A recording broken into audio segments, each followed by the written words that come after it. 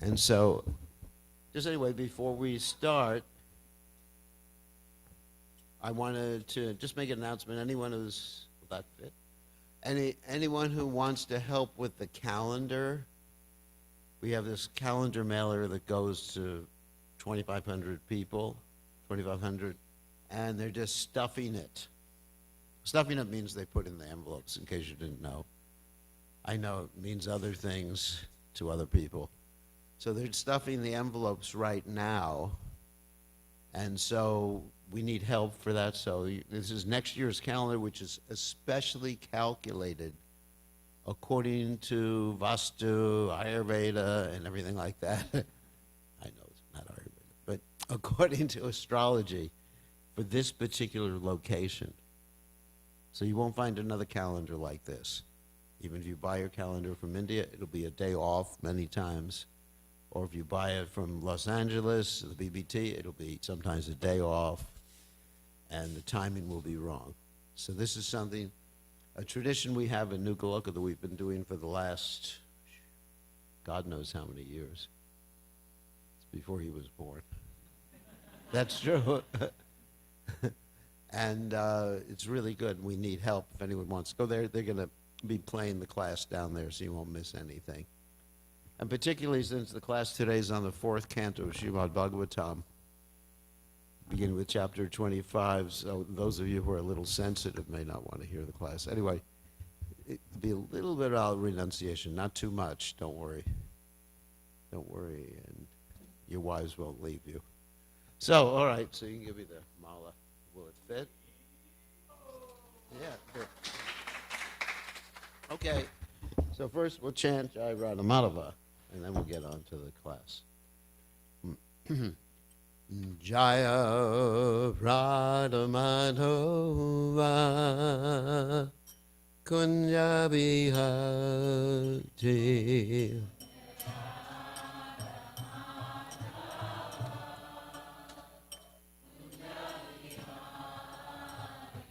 Jaya Radhamadava Kunja Bihari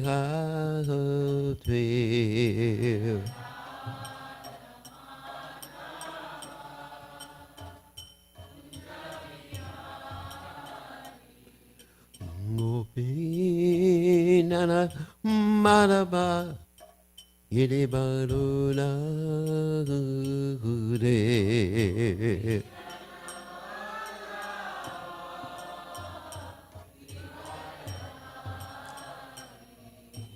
Gopinana Madhava Giribaruna Hure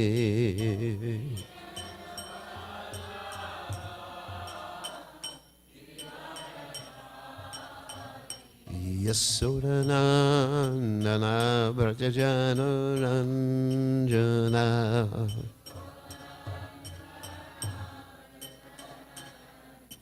Yasodanandana Brajajanuranjana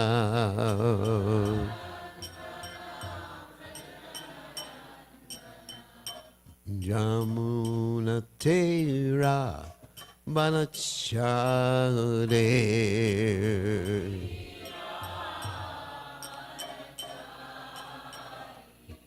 Yamunatera Banachare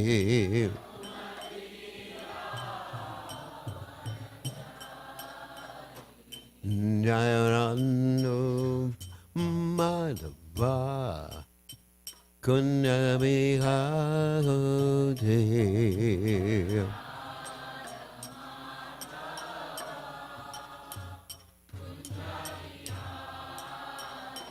Jaya Radhamadava Kunja Bihari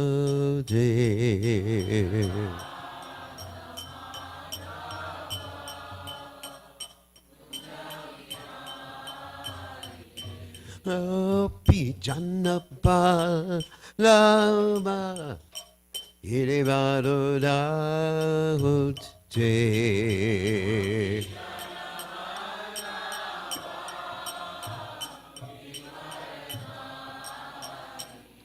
Gopi Dana Madaba Yirivarudane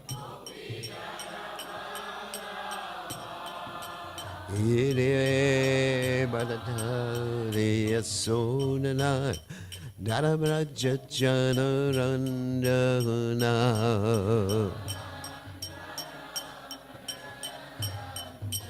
Yasonanan Darabraja Janarandana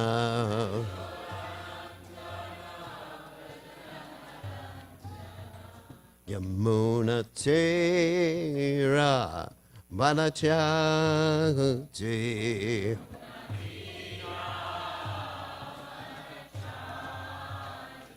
Yamuna Tera Vanachati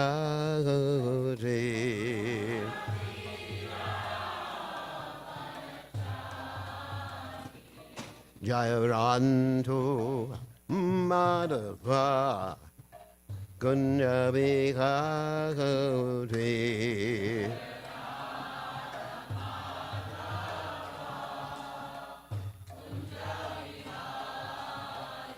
Jayaradhu Madhava Gunjabhikari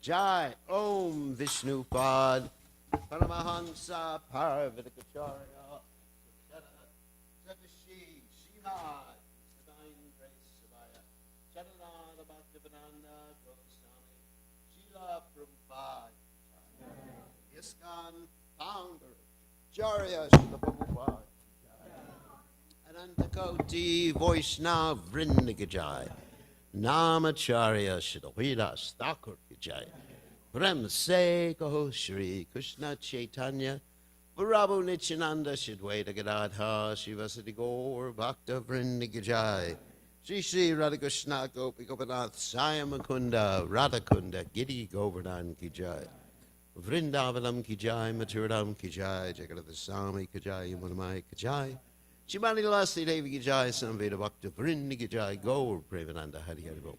All glory is the assembled devotees. All glory is the assembled devotees. All glory is the assembled devotees. All glory is to Shri Guru and Gauranga Srila Prabhupada Ki Jai. Nama Om Vishnupadaya Krishna Prastaya Udale Srimati Bhaktivedanta Swami Namani Namaste Saraswati Devi Gauravani Pacharani Nivashesha Shunya Vadi Paschacha Dejatarni Somagana Timiranda Shah Gananjana Shalakaya Chakshur and Miditam Yena Tasmai Shigurve Namaha. So thank you all for coming. And it was a nice Rath Yatra yesterday. Very wonderful. Next year, my plan is to have a bigger cart, not such a big cart that we have to keep lowering the top, but a bigger cart to make more of an impression. So I may be asking for some carpenters around here and more music. Anyways, so it was very, very, very, very successful yesterday.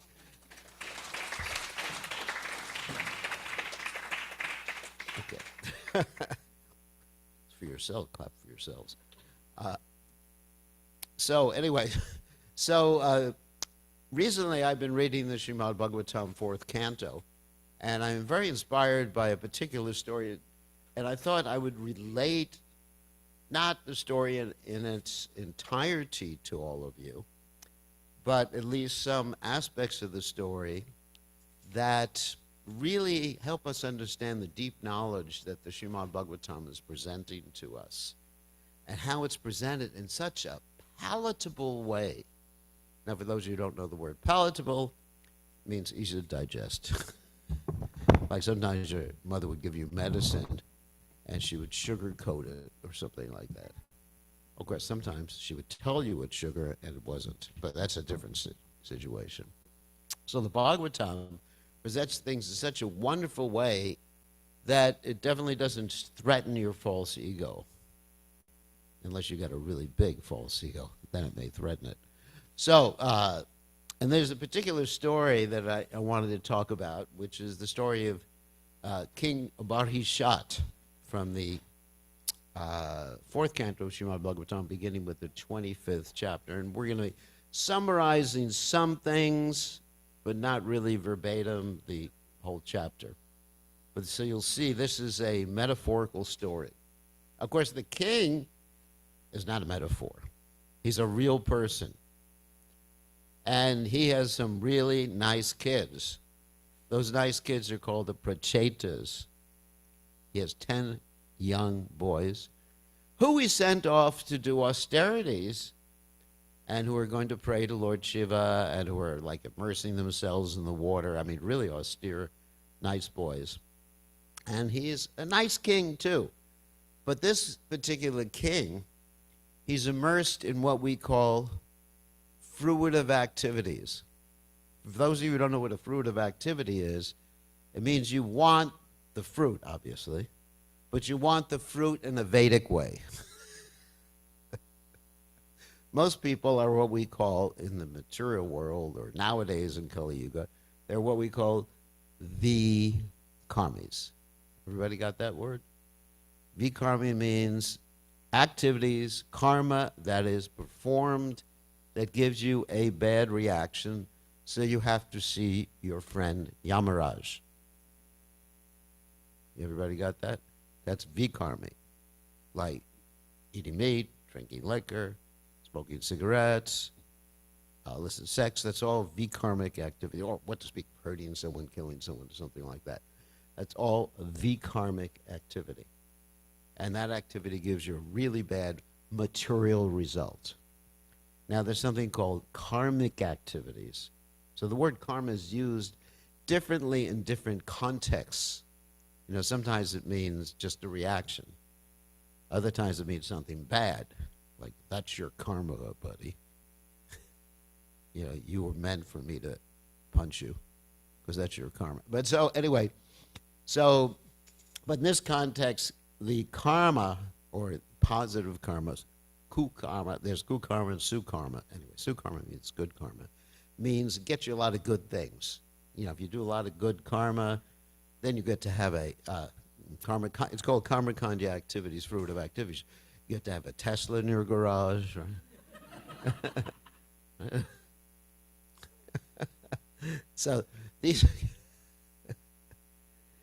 and if you have a lot of bad karma, what type of car do you get? You know, some old Volkswagen Bug or something. It doesn't work anymore. So anyway, so there's kukarma and sukarma. Su means good or auspicious.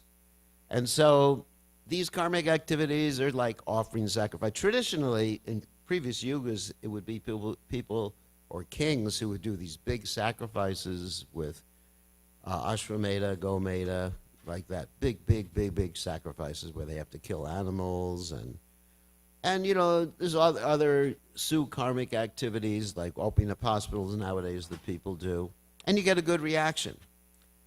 And ultimately, you can go to heaven. And when you go to heaven, the problem with heaven is what? Shane punye marcha lokam vishanti.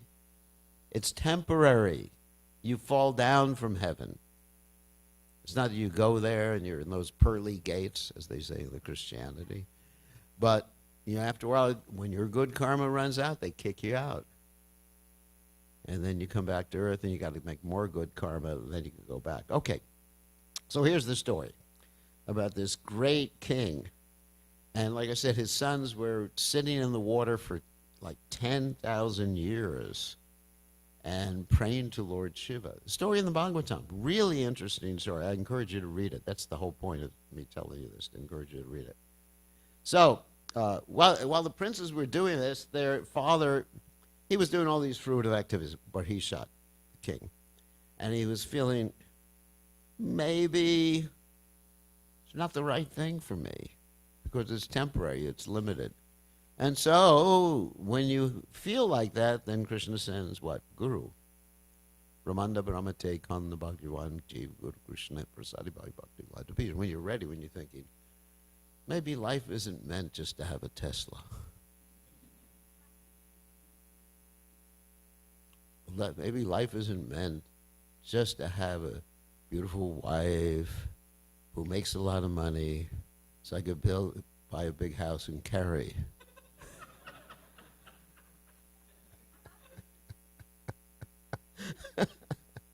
Right? Oh, thank you. Thank you. All right, got all my keys. He just had to open up the AV room there. So maybe life's not meant for that. And then all of a sudden, a spiritual personality appears and says, your life's not meant for that, Prabhu. And then, but then the person's not really ready to hear, you're Maya. That's kind of hard, you know. What is Maya? You're an illusion. You know, you're just so attached. You're being led around by your senses. You're being led around by your mind. You're being led around by your family members. You know, it's interesting. I mean, I'm not going to, can't get too personal about these things. Yeah, so just like before I'll get personal with myself. When I joined the movement, my family said, but you could have been a doctor. You could have done so much. I said, I just want to be a devotee. You spoiled your human life. Anyway, so this king, yeah, he wanted it, but he didn't want it simultaneously. You know, he was just like, what is he going to say? You know, you get nervous when a sage comes by. What is he going to say to me? Just like sometimes devotees were very much anxious about asking Prabhupada, what would you like me to do? Ooh, hope he doesn't ask me this or ask me that. I'm a surrendered soul. Oh, no, I'm not, but I'd like to please you. I'd like to please you. Okay. So, anyways, so he says, how can I get out of this entanglement? I'm very attached to these things. Now, it's not enough to tell someone you're very attached to make them detached. We all know they have to have a higher taste, and you have to engage them in devotional service. So first of all, Narada Muni actually tells him something that really gets him scared. Because sometimes you got to scare people in the beginning just to get them more interested in spiritual life. Like saying, if you're really attached to this, you'll become attached. You know, if you're really attached to your pet dog, guess what? Bow wow in your next life. Or meow. So, oh my God. Do I want to be like that? Of course, I remember in the early days, we preached to people like that. You could become a dog, and they'd say, that'd be great. I get to sit home all day long. I have to work. They put the TV on for me, you know. But it's really not nice to become a dog. So then Narada Muni actually even pulled out something heavier. He said, see all those animals. And he gave them what's called the spurti. That means he had a vision. Rahishmat. He had a vision of all the animals that he'd killed, and all these animals will come after you and pierce your body after you die. Sometimes we preach like that. You know, you're all right. You can go to eat KFC. You're going to be sold there later on. In other words, you're going to be one of the chickens that's sold in the chicken place. So it's scary. Oh my God, do I want to be a fish? Do I want to be a chicken? Because none of us are doing these big sacrifices, but he was killing a lot of animals. So even if you kill an animal in a sacrifice, there's karma to it. A Kshatriya, even if he does it in a bona fide Vedic way, has to go see hell after he leaves his body. He says, no way out, because it's fruitive activity. It's not devotional service. Devotional service is consists of the 9 processes of bhakti. There's no karma to that. It's akarma. You get pure devotional service by chanting Chaito Dharvana Majram. Your heart becomes purified. Kevalananda Kanda, you simply become happy. So that's the benefit. So these other sacrifices, you know, oh my God. I'm not going to mention any names that all of you do. But anyway, forget it. Anyway, I think you understand what I'm talking about. So Narada Muni said, all right,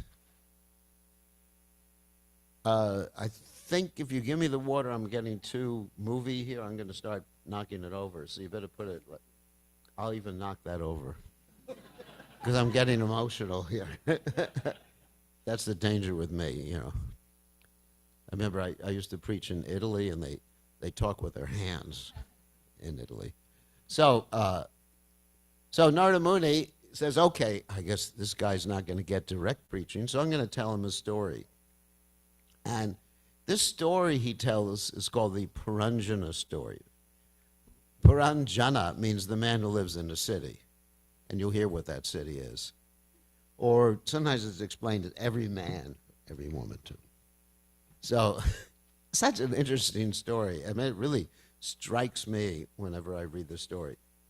So, this Puranjana guy, or soul, he was a soul in the beginning, the soul is eternal, he's traveling all over the world looking for a place.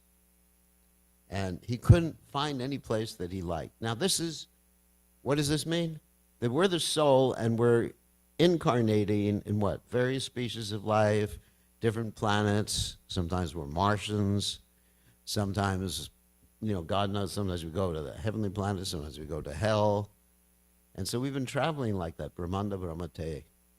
And so he was very disappointed. He had unlimited desires. Now, the soul means the soul accompanied by the subtle body. What's called Linga Sharira, the astral body, the mental body. There's different words for that. So he's traveling all over, and the desires go with him.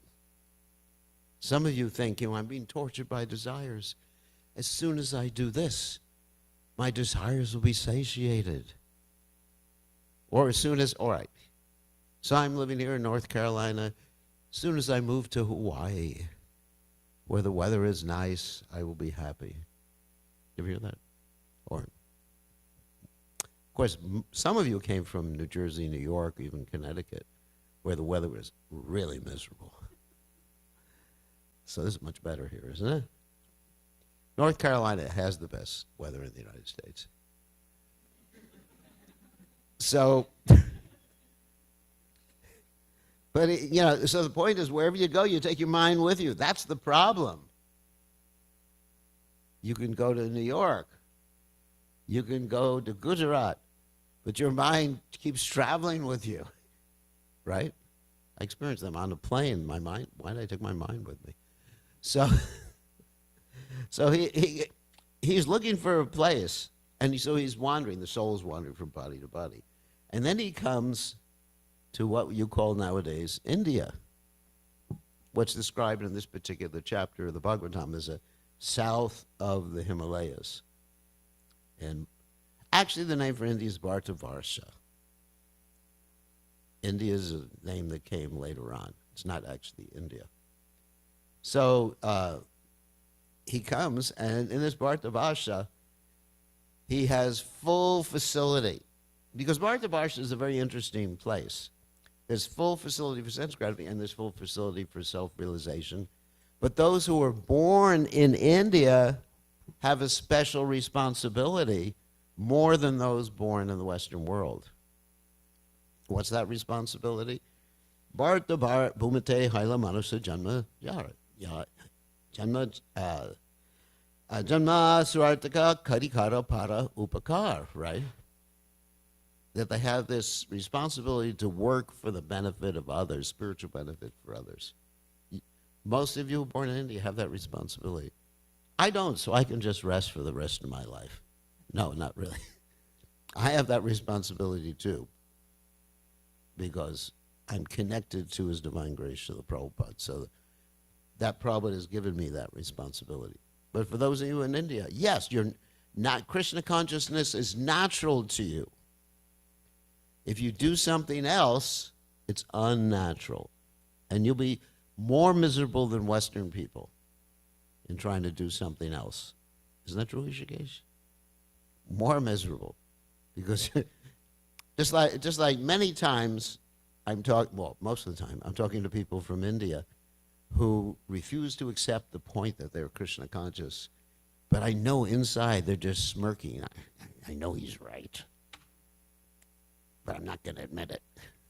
So like Prabhupada said, sometimes it's harder to teach or to wake someone up who's pretending to be asleep than someone who's asleep, right? The Western people are asleep. But some of you from India are just pretending to be asleep.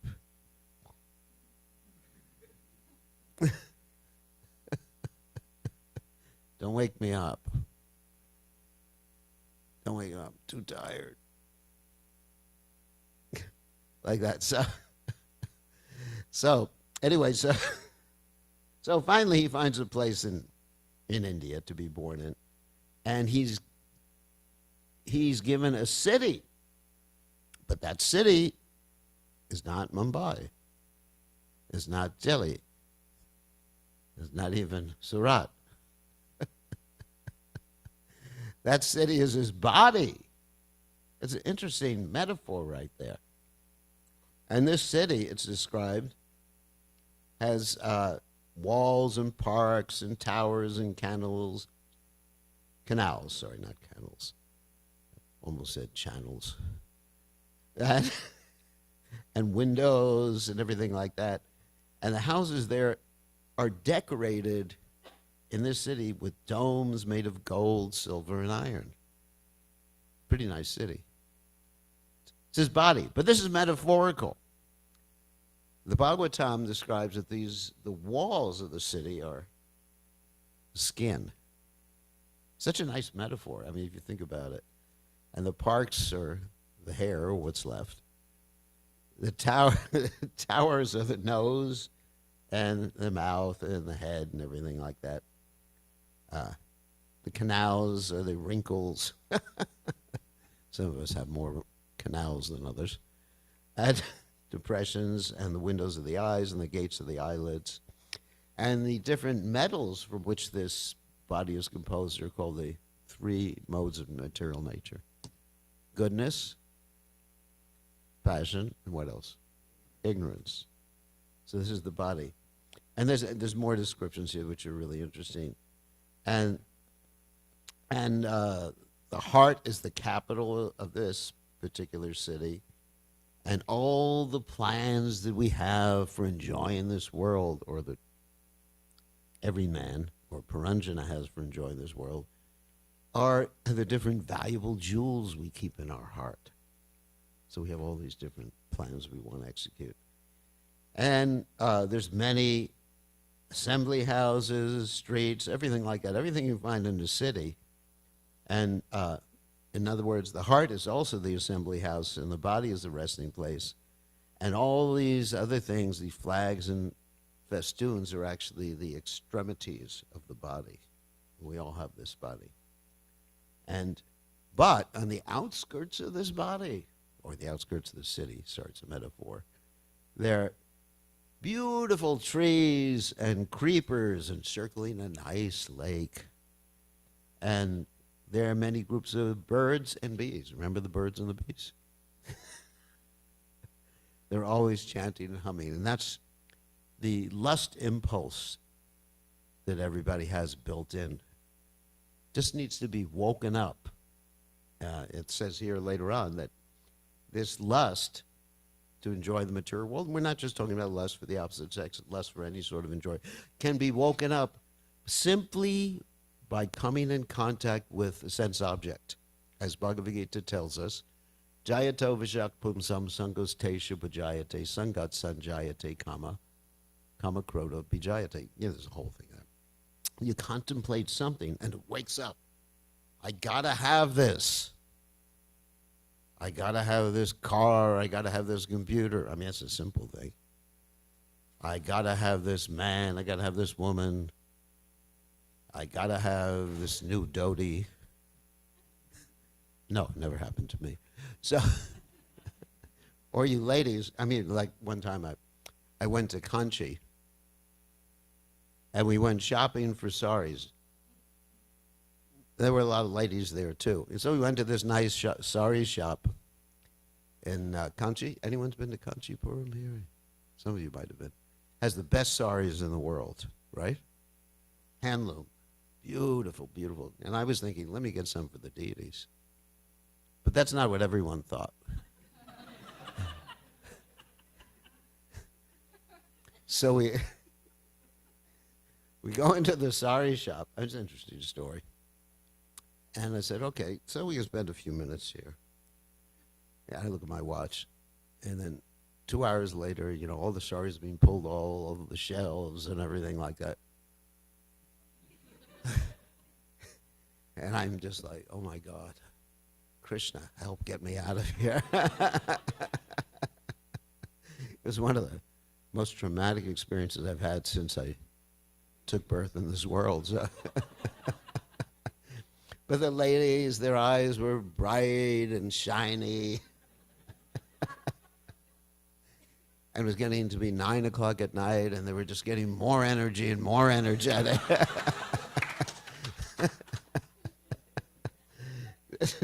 So finally, I went back to the hotel, went to rest, and then I find out, everybody gets back at 1 or 2 in the morning. So it's just, not to criticize anybody, maybe I did. So it's just we see something. Everybody has this different sense object that they're attracted to. Of course, for a devotee, that means they're attracted to things for serving Krishna. So I was attracted to the sari shop because I was thinking, this is really nice because we can get something for Krishna. Oh, yeah, they bought some of them because they felt so guilty. They had to buy some for me for the deities. So, anyway, so that's just one example. And men have their thing, too. I'm not going to leave them off the hook right now. They'll be watching some cricket game. World Cup, what's it called? Where they're, India and Pakistan, even though it's the middle of the night, they'll stay up all night. So everybody has their own Maya. So now I've offended everybody. Both the men and the women. So anyway. So anyway, this very strong thing, very strong impulse. And that's described in another verse here, how the branches of the trees of this beautiful spot, the bank of the lake, the particles of water are softly flowing down from the spring. And there's icy mountains up there, just a beautiful, serene, attractive scenario. And so then the description is how everybody is hankering for peace in this world. And everybody wants like a peaceful family life. And so that peaceful family life is described here, that the forest near that place is filled with all these different animals who are now peaceful, who are not attacking anyone else, and the cooing of the cuckoos, and it's such a beautiful place. And so everybody's hankering for that in this world. Whether they get it or not is another subject matter. So then while he's wandering in this garden, he comes across a lady. So this lady is metaphorical. The lady is the intelligence. It's not lady. The lady represents intelligence. Intelligence actually is considered female in the Vedic context. And in one sense, ladies are much more intelligent than men. Sorry about that, men. Much more patient, too. Like I could never sew. Ironing, sewing. What? Yeah, a little tiny thing. Can you imagine knitting a whole sweater? So anyway, so he comes across this beautiful woman, and that's his intelligence, and she had 10 servants with her. And the servants had hundreds of wives. So these servants, such an interesting metaphorical story, isn't it? These servants are the 10 senses. You may say, I only have 5 senses. No, you have 10, because you have the active senses and the perceptive senses. Active senses means like the walking, the hands, stuff like that. And so, and she's protected on all sides. Okay, what are the wives? Okay. The wives of all the senses, or the guards, or the servants of the lady, are all the different desires we have to satisfy the senses in different ways. You know, unlimited desires that we have. And so, and the woman is also protected on all sides by a five-hooded snake. What is that snake? The snake is the five life heirs. Anyone know the names of the five life heirs here? Prana, Apana, Vyana, Samana, Anudana. So the woman was actually quite attractive, as I mentioned before, and she had a beautiful nose, teeth, and forehead, and ears were very dazzling with beautiful earrings. And this indicates that we're very attracted to the things that we could smell, see, and hear, and taste, of course, tongue. And the intelligence has two ways, that's the mind, the head, the beautiful head of the lady, has two ways of perceiving things. One is by shabda. Shabda means hearing from a higher source, hopefully. Or the other one is by pratyaksha. And of course, there's other ways like Anuman, but they're all connected with those. Pratyaksha means direct perception. And so there's many, many other descriptions of this lady, how this lady manifests the man's intelligence, which is full of envy and attachment. So seeing this lady, the story can be understood on many different levels. He's unable to control his senses. And so he asks her, and remember, she's the intelligence, my dear, beautiful one, lotus-eyed one, tell me who you are. What is your purpose of coming here? What are you trying to do? Please explain all these things to me. So this metaphorically means that he's asking about the purpose of life. As the Vedanta Sutra states, is it atato brahmagnyasa? Now is the time to ask about the absolute purpose of life. But he becomes overcome by the attachments to these 10 servants and all their wives, the desires that accompany all the senses. And he starts to think, because he sees this beautiful lady, and men generally, if they see a beautiful lady, they think she's perfect, right? That's just the nature of a man. Just like the Asuras, when there was the churning of the milk ocean and the Amrit came out, the Mohini Murti came out. Or Krishna manifested Mohini Murti. And they thought, you're beautiful, you must be fair. Please divide the nectar equally. And she said, how can you trust me? We trust you.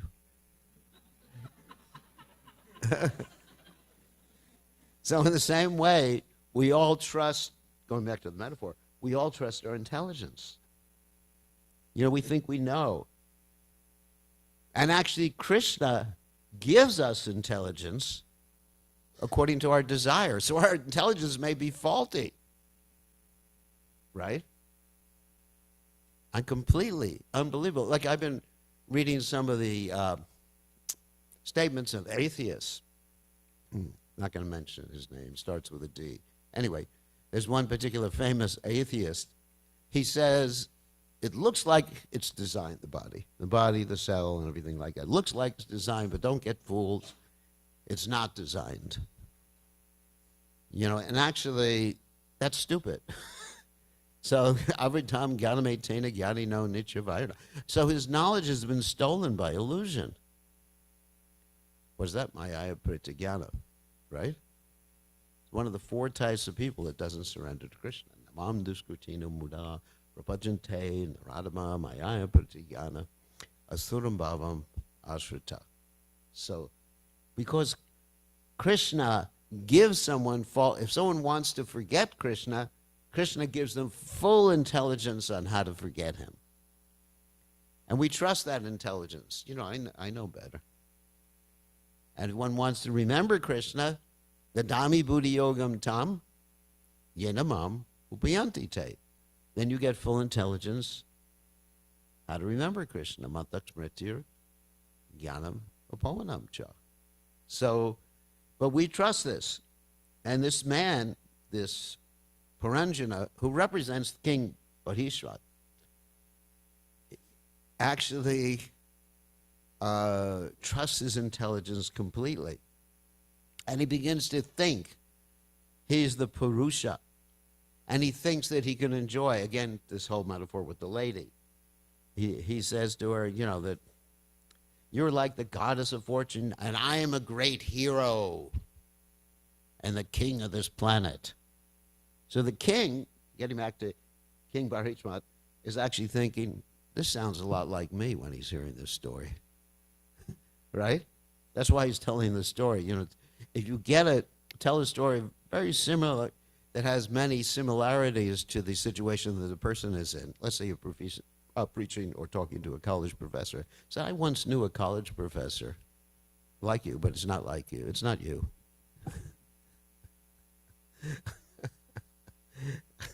I once knew someone who worked in artificial intelligence, but it's not you. And so eventually they get us. They get it.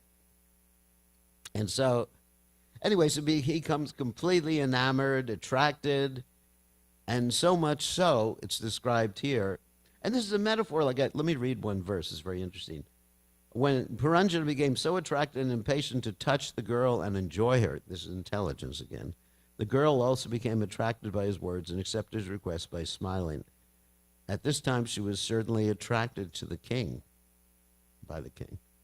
As described, one becomes blind to spiritual life and enamored by this attachments in this material world. So actually, one thing I did leave out is in the beginning, Narada Muni said, I actually left out an important point, that before this Puranjana started wandering, he had this friend with him that's been accompanying him. And this friend is Abhigyata, which means the unknown one, which is the super soul. So the whole time, the super soul is going with him. And there's this whole conversation in this part of the Bhagavatam between the man and the woman. And she preaches to him how it's good to be attached, to develop different attachments, especially in the household life, but actually even in the sannyas life, there's different attachments like that. And let's see, there's a lot more here.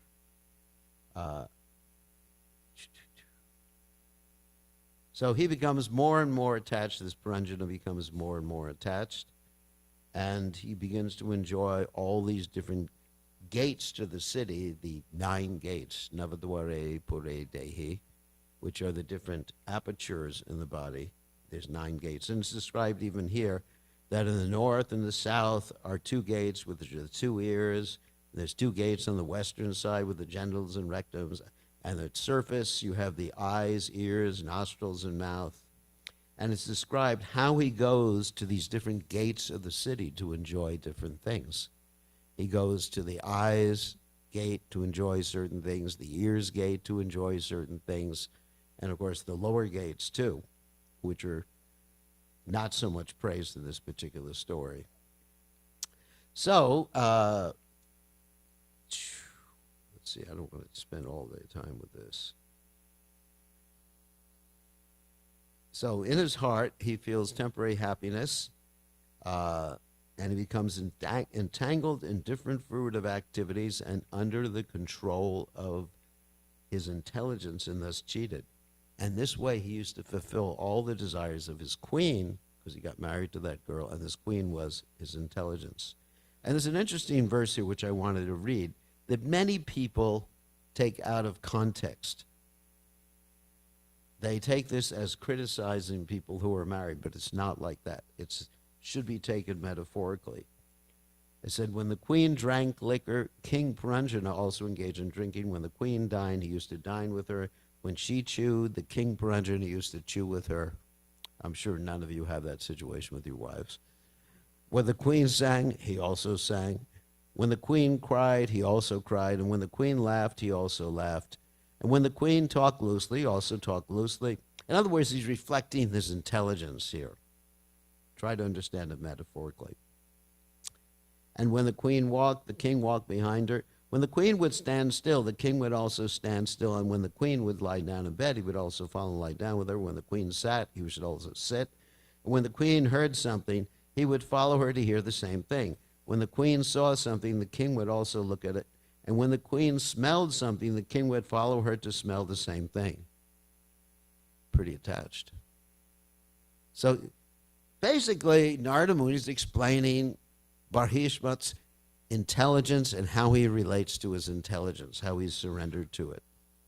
When the queen touched something, the king would also touch it. When the dear queen was lamenting, the poor king also had to follow her in lamentation in the same way. When the queen felt enjoyment, he also enjoyed. And when the queen was satisfied, the king also was satisfied. So the point is, material intelligence follows the mind. Now there's spiritual intelligence too, which follows Krishna's direction. So we are meant to follow the spiritual intelligence. And the spiritual intelligence means that we have to hear nicely and function on the basis of always doing what's right, according to Shastra.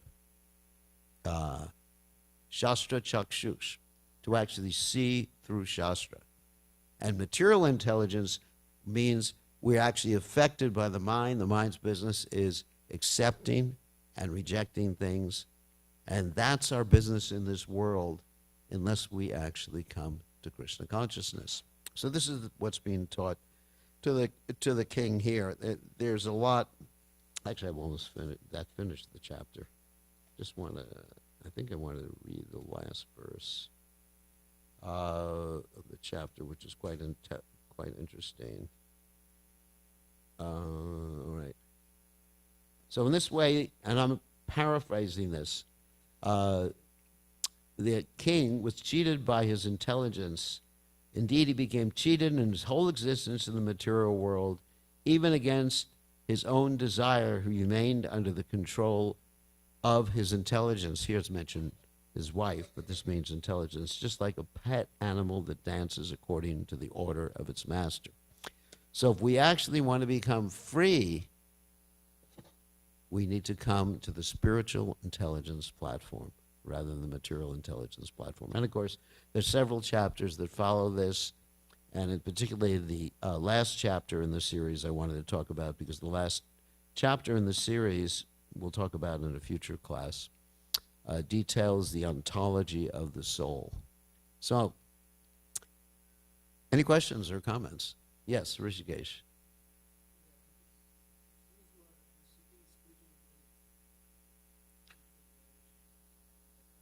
Yeah.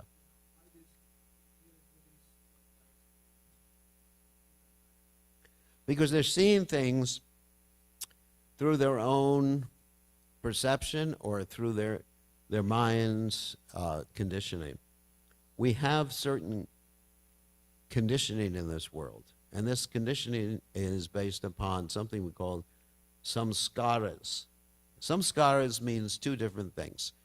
First of all, it can mean a particular ceremony you perform, like the Garbhadan samskara, Antyeshti samskara. But it also means, in a higher sense, the impressions the subtle body has, subtle body means the mind, intelligence, and false ego, has from one lifetime to another. And these impressions shape the way that we perceive this world. I mean, you can understand this basically on your own experiences within this lifetime. You've had certain impressions, certain training in your childhood, certain experiences you've had in life, and you see things in a certain way. For example, if someone has been traumatized in this life, then they actually see the world in a different way, or at least see things that stimulate or might stimulate the PTSD or the post-traumatic stress response in a different way. So we have all these experiences, and even though we want spiritual life, we're actually seeing through that conditioning. So the whole point is to see through the words of Shastra rather than see through our conditioning. And once we can see through the words of Shastra, we'll remain in the narrow path of Krishna consciousness. Does that make sense? Okay, but we should analyze. We should see. Is this what Shastra says, or is this what Shastra says not to do? How should we perceive things? That's called Shastra Chakshush. So, any other questions? Yes. Mm-hmm.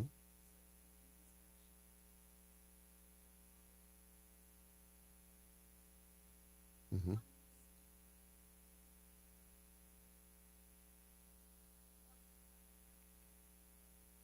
Yeah.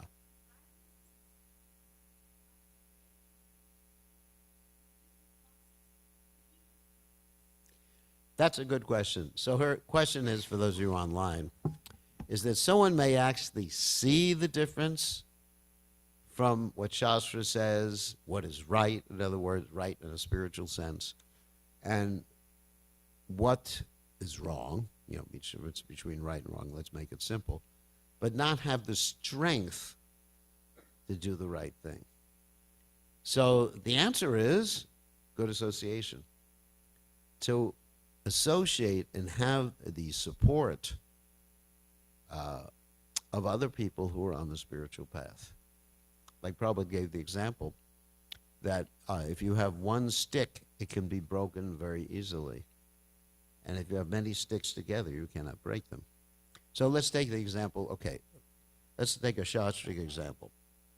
Bart Maharaj is one of my favorite examples. Bart Maharaj was on the spiritual path.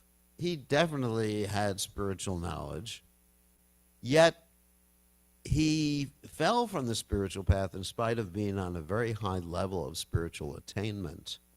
He had attained the platform of Bhava, which is extremely high level. He fell from that path and got attracted to a deer, a little baby deer. Why did it happen? Why did he not have the strength to pull himself back and say, hey, I think I should be chanting my japa better? Why? The reason is he was alone. He didn't have anyone with him. He was in the forest alone. Had I been with him, I always give it this story. And I'm definitely not shy about such things. If I saw one of my godbrothers kissing a deer, or even any of you, I said right to Chandra there, look, we don't have we have deer here. Yeah, but he couldn't get close to them. But let's say we have a cat here, and one day he was kissing the cat.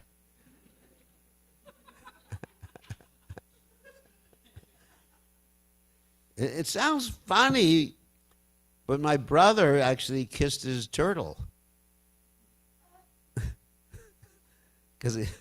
So, anyway. At least he didn't kiss a frog and it turned into a prince or something. So I think I would walk up, any of you were doing that.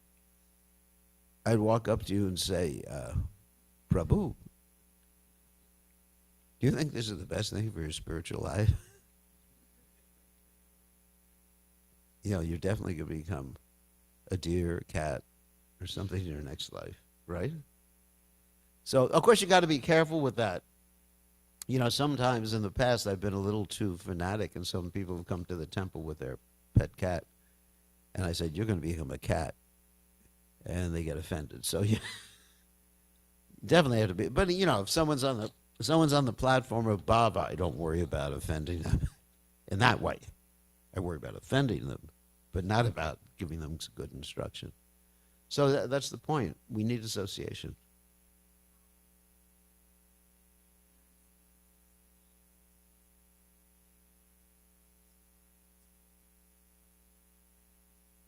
Yeah.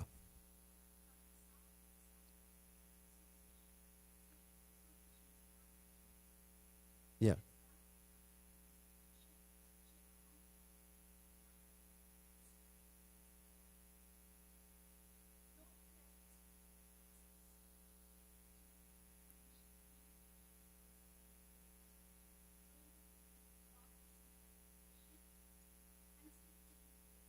Yeah.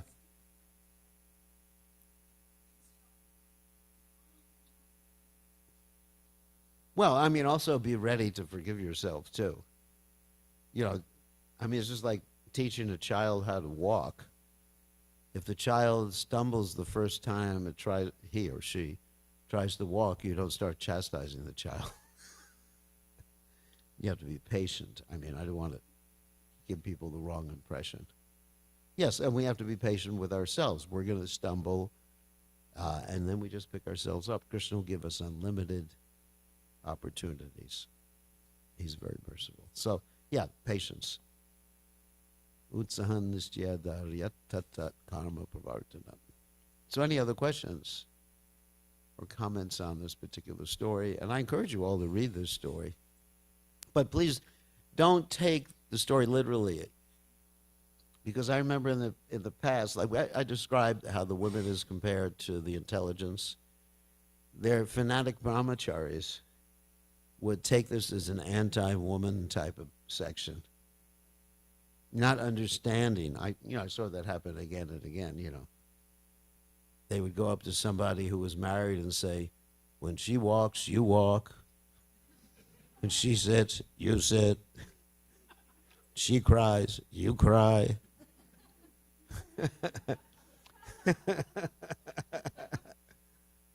The early days of the movement, we were filled with a lot of fanatical people.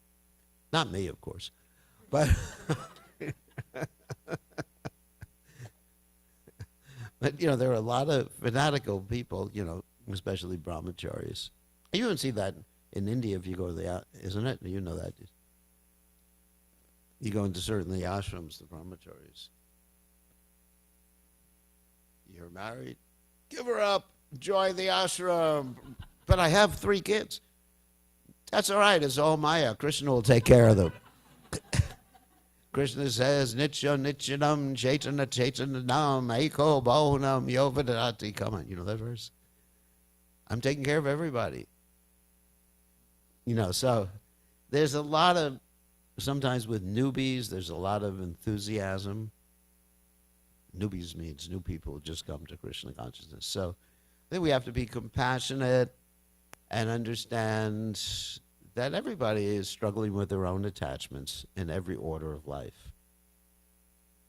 The sannyasi's attached to his danda. I remember this is a funny story, when I first took sannyas, I remember there weren't mobile phones to show off for everybody. Then the sannyasis would each show each other their newest watches. And someone would come with a Casio, let me, a cheap watch. And I'd be embarrassed to show my watch to everybody. And someone else would come with a Rolex. You remember that? So, I mean, that's attachment. That's attachment. Now, we can use all those things in Krishna's service. That's called yukta vairagya. But the attachment to those things, and not understanding Ishavasham idam sarvam yatgancha jagajam jagat tena chaktina punjira magradha kashavidanam. Not understand they all belong to Krishna. That's the thing we want to avoid. It's all right that Bart March took care of the deer, but it's not all right that he just gave up his spiritual activities and became more attached to the deer. So it's fine. So the whole idea is yukta vairagyam, understanding whatever situation you're in, whether you're a sannyasi, whether you're grahasta, whether you're a vanaprastha, then whatever you have belongs to Krishna, is meant to be utilized to serve Krishna. Manasa deha gehe yogishamur aprilam to your body, nanda kishore, my mind, my body. The body belongs to Krishna. If you understand that, then in any situation, you can be Krishna conscious. So these verses are not meant to to criticize any particular ashram status or even the status of being a king or a big businessman or engaged in artificial intelligence or whatever. So, you have questions, Krishna.